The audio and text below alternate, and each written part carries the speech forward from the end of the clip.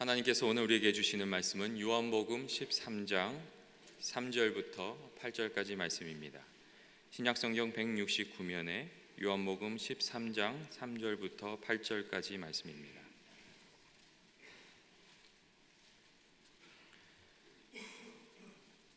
같이 봉독하도록 하겠습니다. 저녁 먹는 중 예수는 아버지께서 모든 것을 자기 손에 맡기신 것과 또 자기가 하나님께로부터 오셨다가 하나님께로 돌아가실 것을 아시고 저녁 잡수시던 자리에서 일어나 겉옷을 벗고 수건을 가져다가 허리에 두르시고 이에 대야에 물을 떠서 제자들의 발을 씻으시고 그 두르신 수건으로 닦기를 시작하여 시몬 베드로에게 이르시니 베드로가 이르되 주여 주께서 내 발을 씻기시나이까? 예수께서 대답하여 이르시되 내가 하는 것을 내가 지금은 알지 못하나 이후에는 알리라. 베드로가 이르되 내 발을 절대로 씻기지 못하시리이다. 예수께서 대답하시되 내가 너를 씻어주지 아니하면 나와 상관이 없느니라. 아멘. 정희수 목사님께서 수건과 대화의 리더십이란 제목으로 말씀을 전해주실 때에 주님의 음성이 들려지시는 귀한 은혜가 있으시기를 주님의 이름으로 축원드립니다. 할렐루야. 우리 비전센터 한번 손들어 보겠습니다. 비전센터, 다 손들어 보세요. 비전센터. 할렐루야. 축복합니다. 여러분들 잘 오셨습니다. 환영합니다. 사람들이 자신들이 가지고 있는 어떤 사랑이 오랫동안 지속되기를 원합니다.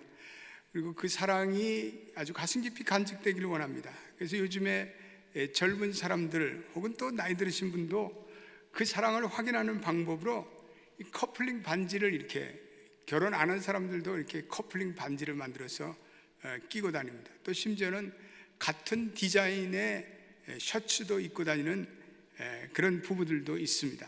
또 뭐 커플링 인증서라는 게 있대요. 그래서 이제 우리가 사랑을 하는데 죽을 때까지 사랑한다 뭐 그래가지고 커플링 인증서 해가지고 누구 또 정인수, 정영아 도장 꽝꽝 찍어. 또 커플링 사진을 찍고 뭐 그런 아주 세대입니다. 이런 세대들을 우리는 닭살이 돋는 세대들이야. 신세대들, 아주 그런 분들이 계십니다. 여러 가지로 자신들의 사랑을 확인하려고 합니다. 근데 오늘 본문에서 예수님이 제자들을 지극히 사랑하셨습니다. 그리고 이제는 자신이 하나님 아버지께로 돌아갈 때를 아시고 주님이 자기 사람들에 대한 하나님 자신의 사랑을 표현하고 계시는 것이 오늘 본문입니다. 그래서 우리가 13장 1절을 한번 읽어보겠습니다. 13장 1절 말씀, 귀한 말씀입니다. 시작. 6월절 전에 예수께서 자기가 세상을 떠나 아버지께로 돌아가실 때가 이른 줄 아시고 세상에 있는 자기 사람들을 사랑하시되 끝까지 사랑하느니라. 할렐루야. 세상에 있는 자기 사람들을 사랑하시되 끝까지 사랑하셨느니라. 이렇게 되어 있습니다. He loved them to the end. 이건 주님의 아주 강렬한 사랑을 말합니다. 마지막 이제 주님과의 헤어짐이 다가오는 그 시간에 제자들에게 주님은 꼭 사랑을 보여주고 싶었고 주님이 꼭 제자들에게 표현하고 싶은 자기의 상징적 행위가 있었습니다. 이 오늘 본문은 요한복음에만 나오는 말씀입니다. 그래서 6월절 식탁의 분위기가 익숙할 무렵에 주님은 제자들이 가장 익숙하게 보았던 어떤 물건들을 이제 집으셨습니다. 그건 바로 수건과 대야였습니다. 주님은 친히 그 수건을 허리에 동이시고 그리고 대야에다 물을 떠다 담으셔서 제자들에게 가져오셔서 직접 제자들의 발을 씻겨주기 시작하셨습니다.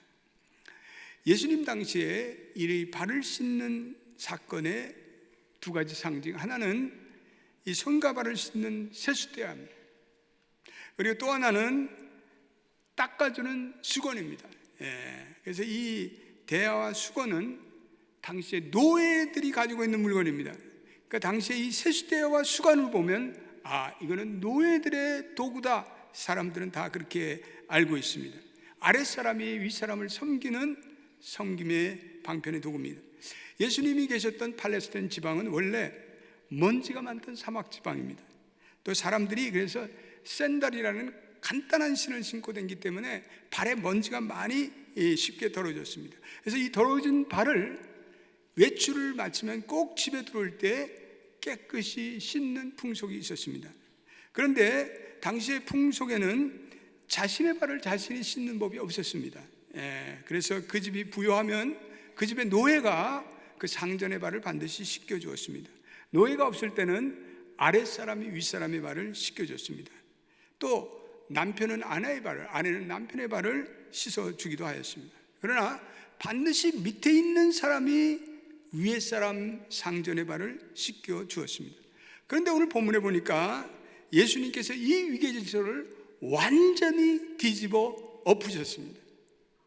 그분이 먼저 겉옷을 벗고, 그리고 수건을 허리에 두르고, 그리고 대야에 물을 담아서 제자들의 발을 씻겨주기 시작했습니다. 제자들은 충격을 받았습니다. 예수님과 제자의 관계로 생각해 볼 때 의당 제자들이 예수님의 발을 씻겨주는 것이 이렇게 마땅하고 자연스럽고 당연한 일이었습니다. 그런데 예수님께서는 이 관습적인 특권을 완전히 무너뜨렸습니다. 그리고 그분이 먼저 종의 노예 위치에 들어가서 제자들의 발을 씻겨 주셨습니다. 파격적인 행위입니다. 충격적인 섬김과 그리고 돌봄의 모습이었습니다. 저희 교회도 예비동장 훈련을 하면서 이렇게 마지막 날 수련 시간에 세족식을 갖습니다. 그런데 이 자세를 굽히고 수건을 두르고 상대방의 발을 씻어주면서 조금은 이 본문에 나타난 예수님의 마음이 느껴지기도 합니다. 어떤 분들은요, 발이 굉장히 커요. 그리고 발이 두꺼워요. 각질이 또 붙어 있어가지고 발이 딱딱해요. 발 씻기가 쉽지 않은 분들도 계십니다. 어떤 분들은 발에서 조금 고약한 냄새가 납니다. 근데 이런 발을 씻겨주면서 느끼는 감정은 겸손의 마음이에요. 겸손의 마음. 얼마나 발을 씻겨주면서 겸손의 영이 느껴지는지 모릅니다. 또 그런 마음이 상대방에 전달돼서 그런지 몰라도 발의 씻김을 받는 분들이 대부분 눈시울이 뜨거워집니다. 그리고 어떤 분들은 눈물을 실제로 흘리기도 합니다. 사실 예수님의 발을 씻어주는 제자들은 인간적인 시각으로는 사랑할 수가 없는, 도저히 사랑할 수 있는 사람들이 아닙니다. 그들은 주님의 죽음을 앞두고 누가 높은가 감투 싸움을 벌이고 있었기 때문에 그렇습니다. 독사의 눈을 하고 주님의 배반할 것을 생각하면서 음모를 꾸미고 있는 가룟 유다가 또 그 자리에 앉아 있습니다. 그런데 예수님은 아무 말씀 없이 묵묵히 저들의 발을 씻기고 있습니다. 발을 씻겨주면서 느끼는 것은, 발을 씻어주는 자세는 자기를 낮추지 않고서는 도저히 발을 씻어줄 수가 없습니다. 세족식 할 때 우리는 머리를 숙여야 되고 몸을 구부려야 되고, 우리의 시선은 사람들의 신체의 가장 낮은 부분을 내가 쳐다봐야 합니다. 어떤 의미에서 우리의 가장 신체의 더러운 부위를 닦아주면서 그 부분과 접촉을 해야 합니다. 이건 성김과 겸손함이 없이는 발을 씻어주는 자세가 나올 수가 없습니다. 또 여기에 또 한 가지 필요한 마음의 자세가 있는 것은 사랑의 마음입니다. 사실 예수님께서 제자의 발을 씻겨주고 있는 이러한 사건을 우리는 생각해 봐야 합니다.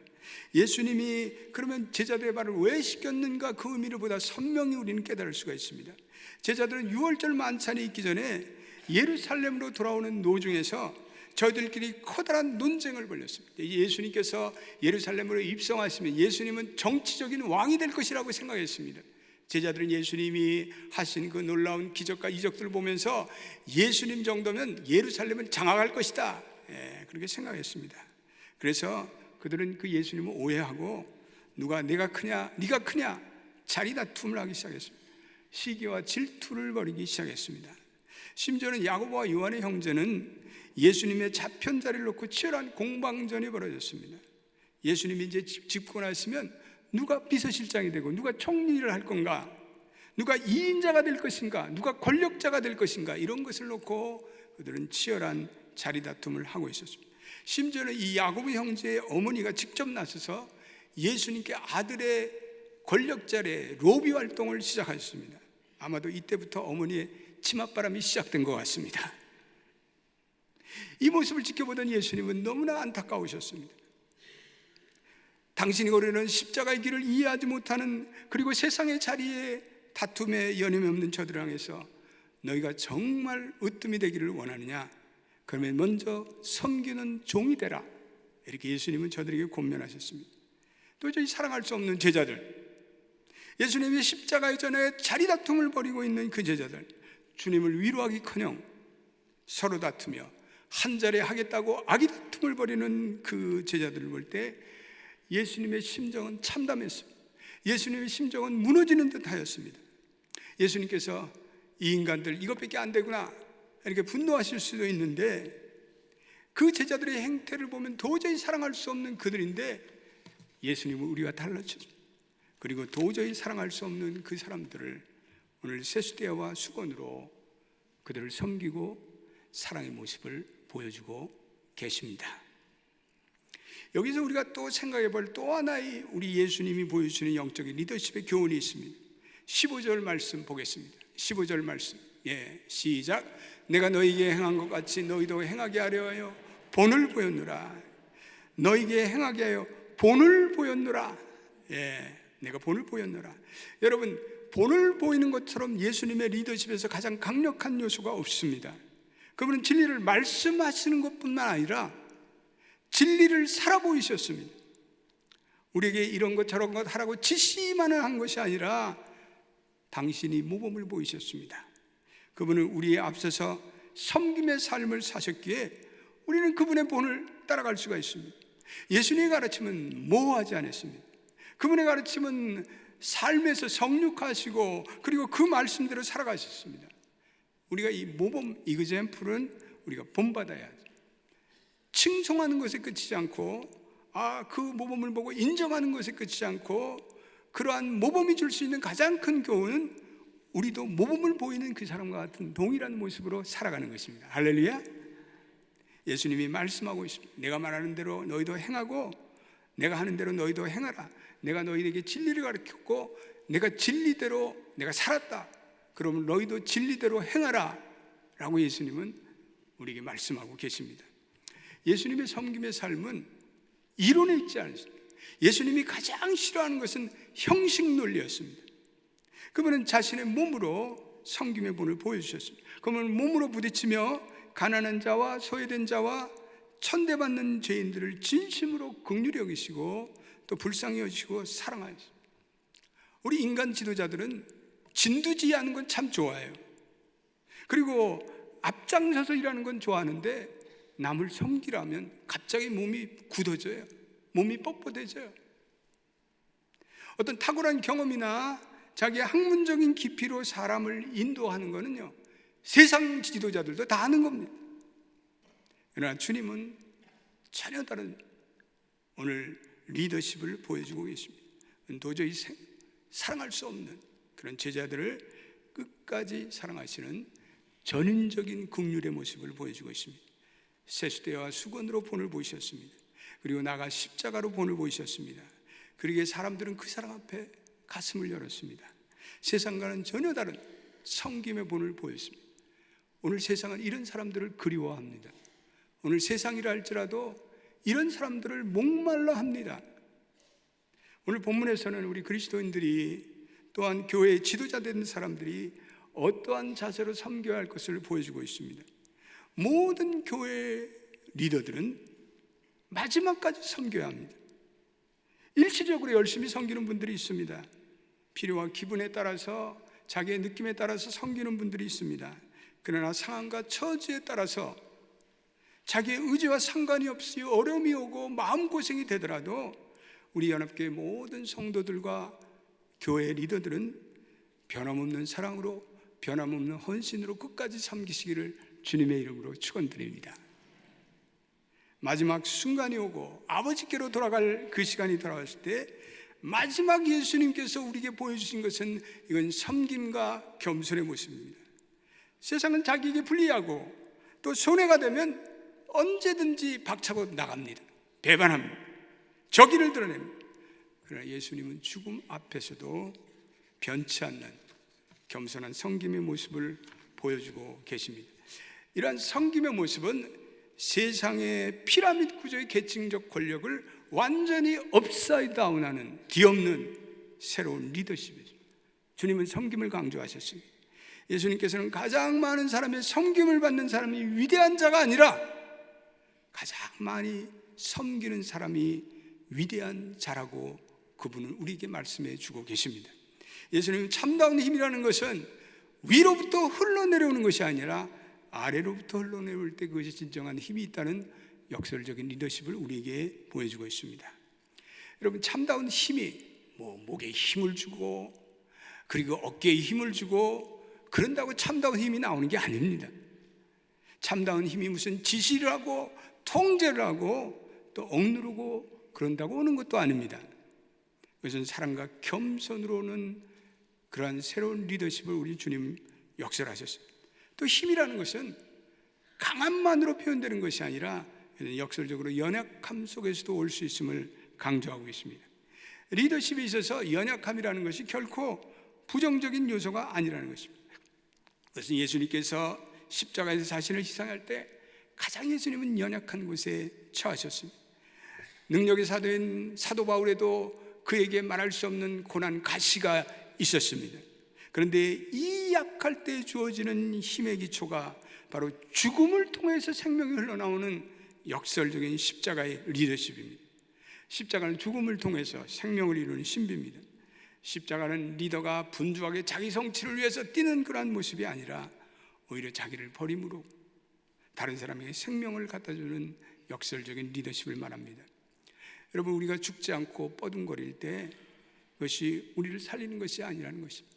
가정도 마찬가지 아닙니다. 우리 부부가 서로 네가 잘났냐 내가 날렸나 서로 우리의 자아가 살아서 움틀거릴 때 가정은 화해가 될 수가 없습니다.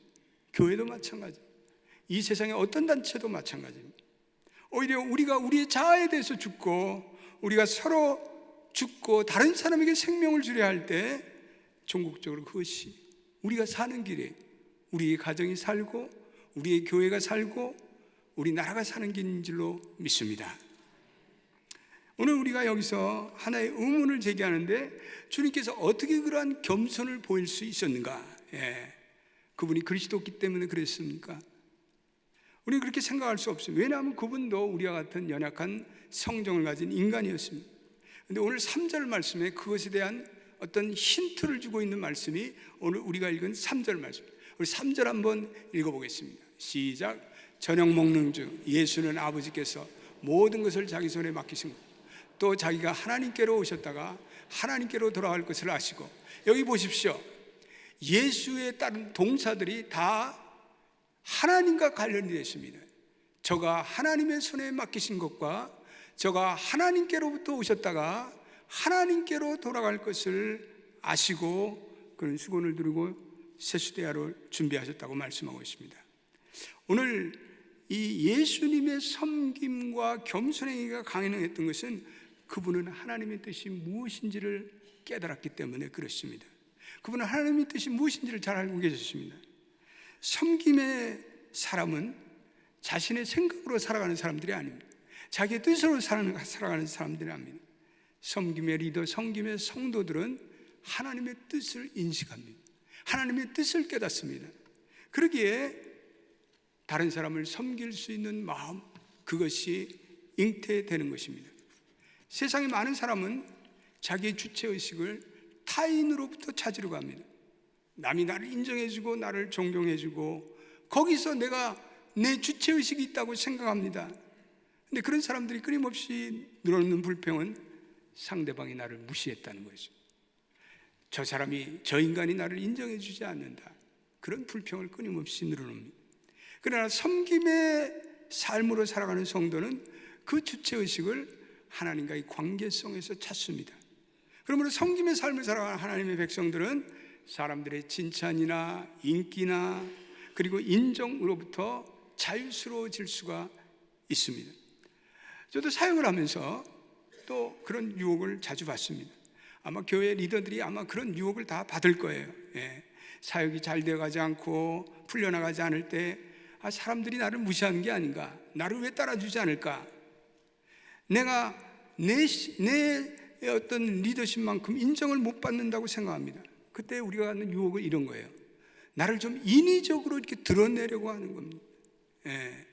조용히 말해도 될 것을 큰 소리를 지르고 별로 중요하지도 않은 상황인데 그걸 결사적으로 자기 의견을 고집하고 사실을 부풀려 말하고 과장되게 말하고, 어떤 사람들은 거짓말을 하는 사람도 있어요.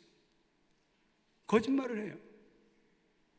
이런 것들은 가정과 교회 공동체와 우리 사회를 망치는 아주 해로운 리더십입니다.